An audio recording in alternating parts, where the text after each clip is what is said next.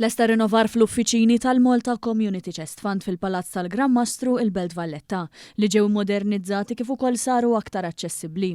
Fil-fatt waqt il-ftuħ ta' dawn l-uffiċini u fid-dawl tal-Istrina fi ftit tal-jiem oħra, il-President Miriam Spiteri De Bono qalet kif dawn l-uffiċini huma l-ewwel art fejn ħafna persuni jirrikorru għall-għajnuna fejn isir ħafna ġid. Qalet ukoll kif waqt ir-rinnovar ta' dawn l-uffiċini, il-Malta Community Chest Fund kienet qed tutilizza l-uffiċini fi proprjetà tal-Kurja.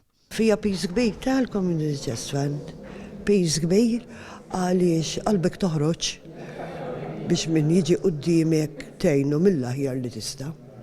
Min-naħa tiegħu il-Prim Ministru Roberta Bela qal kif din il-fondazzjoni hija xhieda tal-valuri tal-empatija, is-solidarjetà u l-ħniena. Qal kif din l-organizzazzjoni tkun hemm f'mumenti diffiċli filwaqt li tirrifletti l-valuri sbieħ li pajjiżna jrid jibqa' miex il qudiem bihom li ma jħalli lil ħadd għal rieħu.